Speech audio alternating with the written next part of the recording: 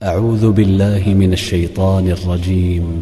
ولقد يسرنا القرآن للذكر فهل من مدكر. السلام علیکم ورحمۃ اللہ وبرکاتہ. الحمد للہ وحدہ والصلاة والسلام علی من لا نبی بعد اما بعد. آج ہمارا تجوید کا پہلا کلاس ہے.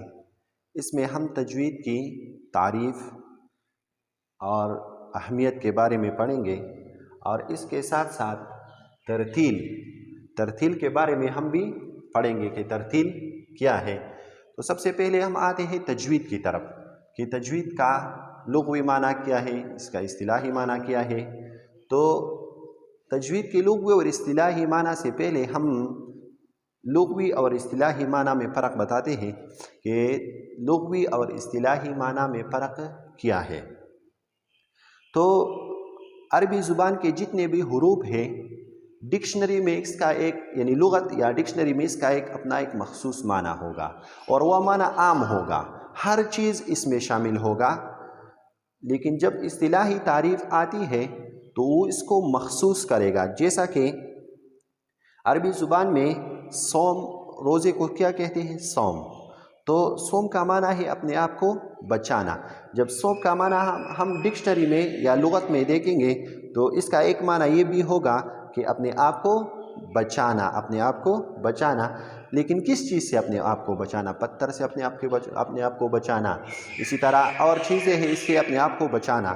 تو یہ اس کا لغوی معنی اس کی اچھی طریقے سے اس کی وضاحت نہیں کرتی. جب اصطلاحی تعریف آتی ہے تو اس چیز کی وضاحت اچھی طریقے سے کرتی ہے، اور وہ کیا ہے؟ اپنے آپ کو بچانا. لیکن کس چیز سے؟ طلوع فجر سے لے کر غروب آفتاب تک اپنے آپ کو کھانے پینے اور خواہشات سے اپنے آپ کو بچانا. تو یہ اس کی اصطلاحی تعریف ہوئی.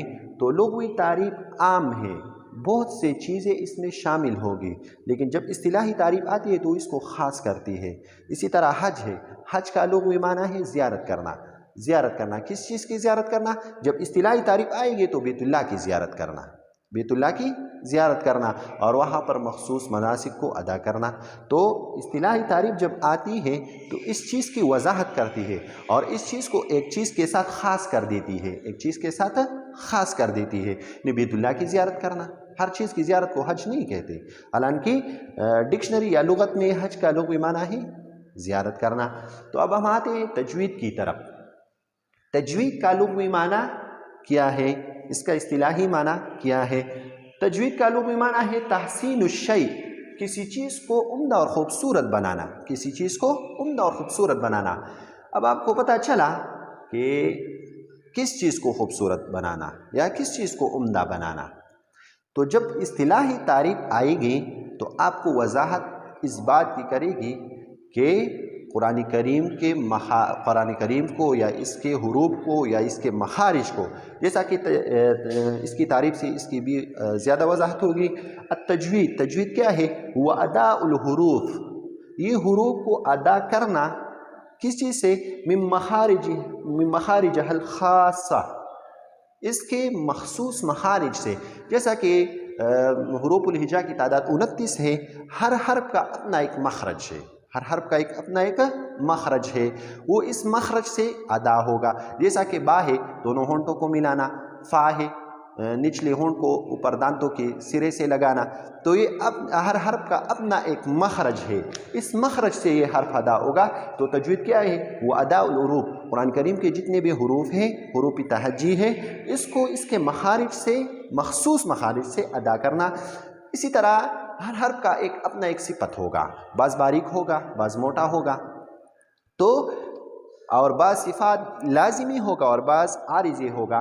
مع جمیع صفاتہ اللازمہ والعارضہ، مع جمیع صفاتہ اللازمہ والعارضہ، اس کی صفات کے ساتھ. صفات یعنی مخارج جب ہم پڑھیں گے تو وائز کیا ہے، حروف کی صفات کیا ہے، لازمی صفات کیا ہے، عارضی صفات کیا ہے، پھر وہ ہم تفصیل کے ساتھ پڑھیں گے. اب صرف اس کی تعریف ہے، بعد میں اس کی وضاحت کریں گے.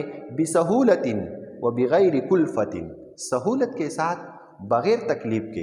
یعنی تجوید کیا ہوا؟ قرآن کریم کے یا حروف تہجی کو یا قرآن کریم کے حروف کو مخصوص مخارج سے اپنی تمام صفات کے ساتھ ادا کرنا، سہولت کے ساتھ، بغیر تکلیف کے، تو یہ ہوا تجوید کی اصطلاحی تعریف۔ اب ہم کو پتہ چلا کس چیز کو عمدہ بنانا، تو اصطلاحی تعریف نے اس کی وضاحت کر دی۔ ایک اور تعریف ہے مختصر سا، تجوید کیا ہے؟ ہوا اداء، یہ قرآن کریم کو اس طرح پڑھنا ہے کہ اداء الرسول، جس طرح رسول اللہ صلی اللہ علیہ وسلم نے قرآن کریم کو پڑھا، صحابہ کرام کو پڑھایا، اسی طرح یہ تجوید کا ایک اور بھی تعریف ہے۔ اب ہم آتے ہیں ترتیل کی طرف۔ کس چیز کی طرف؟ ترتیل کی طرف۔ تو ترتیل کا بھی ایک لغوی معنی ہوگا اور ایک اصطلاحی معنی ہوگا۔ تو لغوی معنی کیا ہے؟ ٹھہر ٹھہر کر عمدہ پڑھنا، ٹھہر ٹھہر کر عمدہ پڑھنا۔ تو ہم نے اس جملے کو ٹھہر ٹھہر کر خوبصورت طریقے سے پڑھا، احمد نے زید کو مارا، احمد نے زید کو مارا۔ تو یہ تو ترتیل نہیں ہوا۔ تو ترتیل کیا ہے؟ اصطلاحی تعریف اس کی وضاحت کرے گی کہ ترتیل کیا ہے۔ تو ترتیل کے بارے میں ہم اب اصطلاحی تعریف پڑھیں گے۔ ہوا تجوید الحروف، ہوا تجوید الحروف۔ ہم نے تجوید کے بارے میں وہاں پڑھا، ہوا تجوید الحروف، یعنی وہ یہ حروف کی تجوید ہے۔ تجوید کیا ہے؟ حروف کو اس کے مخصوص مخارج سے سہولت کے ساتھ، بغیر تکلیف کے پڑھنا۔ تو وہ ترتیل کیا ہے؟ ہوا تجوید الحروف ومعرفت الوقوف۔ اور قرآن کریم میں مخصوص جگہ پر وقف ہوگا۔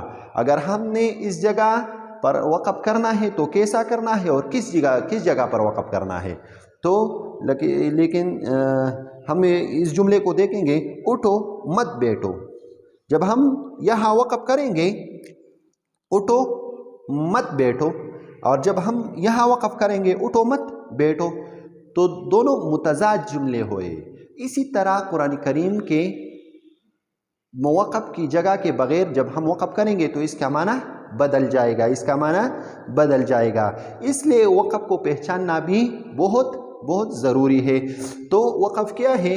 وقف کی اپنی ایک جگہ ہوگا، انشاءاللہ وقف کے سبق میں ہم پھر تفصیل کے ساتھ پڑھیں گے کہ وقف کیا ہے، کہاں جگہ، کس جگہ پر وقف کرنا ہے اور کس طرح کرنا ہے۔ وقف کیا ہے، کس جگہ پر کرنا ہے اور کس طرح کرنا ہے، انشاءاللہ وہ ہم بعد میں تفصیل کے ساتھ اس کی کلاس میں پڑھیں گے۔ تو اصطلاحی تعریف ترتیل کا کیا ہوا؟ ہوا تجوید الحروف، حروف کی تجوید، ومعرفت الوقوف، اور وہ وقفوں کو پہچاننا کہ وقف کو کس طرح کرنا ہے، کس جگہ پر کرنا ہے، کب کرنا ہے، یہ بھی ہم اس میں انشاءاللہ پڑھیں گے۔ ترتیل کے دو اجزاء ہیں، ہم نے پڑھے تجوید الحروف، معرفت الوقوف، تجوید الحروف اور معرفت الوقوف۔ تجوید کے دو اجزاء ہیں، مخارج، جیسا کہ تجوید کے سبق میں ہم نے پڑھا کہ مخارج کو پہچاننا، حروف کی مخارج کو پہچاننا۔ مخارج کیا ہے؟ حرف نکلنے کی جگہ، ہر حرف ایک مخصوص جگہ سے نکلے گا، یعنی اس کی آواز، اس کے ساؤنڈ ایک مخصوص جگہ سے نکلے گا، اور اس کو کیا کہتے ہیں؟ مخرج۔ اس کو کیا کہتے ہیں؟ مخرج۔ اور اس کی جمع کیا ہے؟ مخارج۔ مخرج واحد ہے، مخرج واحد ہے، اور جمع کیا ہے؟ مخارج۔ تو پھر مخارج کی کلاس میں ہم تفصیل کے ساتھ مخرج اور مخارج پر پھر بحث کریں گے کہ مخرج کیا ہے، مخارج کیا ہے۔ تو ترتیل کے دو اجزاء ہے، تجوید الحروف، معرفت الوقوف۔ تجوید الحروف کے دو اجزاء ہے، مخارج الحروف، حروف کی مخارج، صفات الحروف۔ جس طرح ہر انسان کا ایک اپنا ایک صفت ہوتا ہے، بعض موٹا ہوتا ہے، بعض باریک ہوتا ہے، اسی طرح حروف کا بھی ایک اپنا ایک صفت ہوتا ہے۔ بعض حروف ہم موٹا پڑھیں گے، بعض حروف ہم باریک پڑھیں گے۔ تو یہ صفات کے بعد کلاس میں تفصیل کے ساتھ پھر آئے گا انشاءاللہ۔ تو مخارج الحروف، صفات الحروف۔ اس طرح وقف کے بھی دو اجزاء ہے۔ وقف کے بھی کتنے اجزاء ہیں؟ دو اجزاء ہے، محلی وقف، محلی وقف، وقف کو کب کرنا ہے، اور کیفیت وقف، وقف کو کس طرح کرنا ہے۔ تو انشاءاللہ یہ بھی ہم وقف کے